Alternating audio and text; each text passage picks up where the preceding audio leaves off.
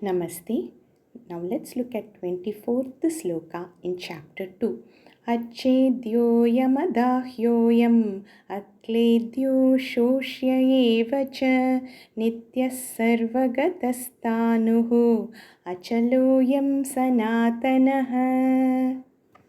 acchedyo'yam adāhyo'yam akledyo'śoṣya evacha nityaḥ sarva-gataḥ sthāṇur acalo'yaṁ sanātanaḥ. Bhagavan in the previous sloka had told that Atma is beyond destruction.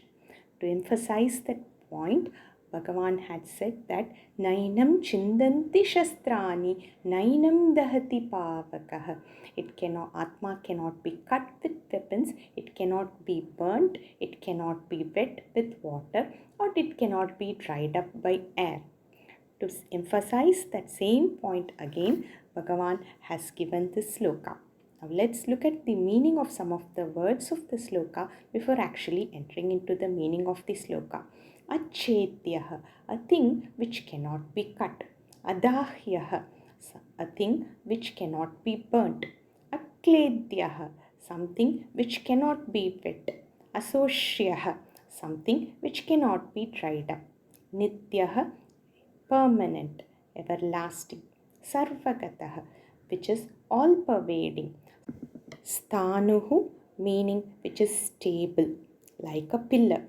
Acalaḥ, which doesn't have any movement. Sanātanaḥ, which is ever present. Now, let us look into the meaning of the sloka. So, Bhagavan here says that Atma cannot be cut, or looking from the perspective of Atma, it cannot be cut, it cannot be burnt, it cannot be wet, it cannot be dried. It is something which is present forever. Shashvatah, it is all-pervading, it is fixed like the pillar, it is movementless, and it is everlasting. Now here, Bhagavan has used two words. First, sthāṇur and acalaḥ. Both look similar, but the difference is this. Even a tree is stable or fixed at one place, but we can see movement of leaves while the tree is fixed. There is no such movement in Atma. Again, nityaḥ and sanātanaḥ look similar, but nityaḥ is something which is present forever without destruction. Sanātanaḥ in Shankara Bhashyam, Acharya has said, na karanāt kutaśchit nishpannaḥ, meaning that it was not produced by any cause whatsoever. Okay, now we see that Bhagavan has repeated some of the teachings. Nityaḥ, again in the previous sloka he said that it cannot be cut, and so on. In Acharya Shankara Bhashyam, Acharya says that it is because that it is very difficult to comprehend. Durbodhatvat atmaspastunah. It's very difficult to comprehend the Atma Tattvam because of the subtleness of the concept. Bhagavan has repeated the teachings again. He is Jagat Guru indeed. And today we will also look at a story in Kena Upanishad which explains this Brahma Tattva. Once the Devargal were all very happy. They were all happy that they had won victory over the Asuras, and they were enjoying, elated. And there was obviously pride in all of them that it was because of their strength that they had won. The all-pervading Brahma wanted to make them understand, and so he appeared in the form of a yaksha near the Devatas. All the devas were perplexed at looking at a yaksha there. They didn't know who it was.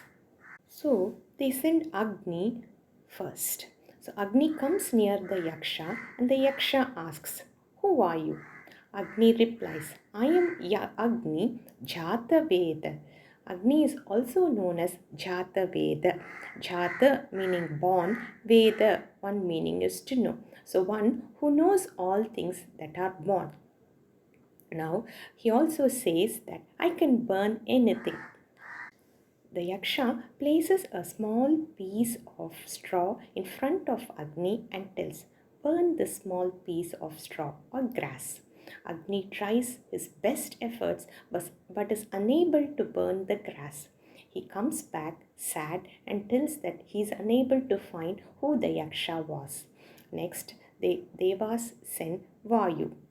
Vayu comes before the yaksha and the yaksha asks, who are you? Vayu replies, I am Matarishva and I can lift anything.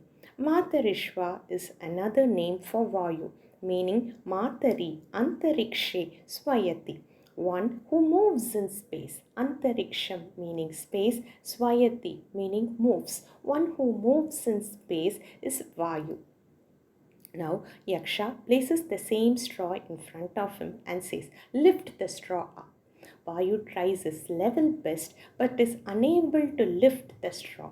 He again comes back sad and reports the same to all the devas. Now Indra comes.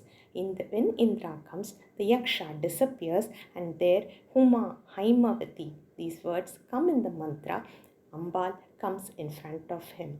Indra asks her who the yaksha was and she tells it is Brahma because of whom they actually won.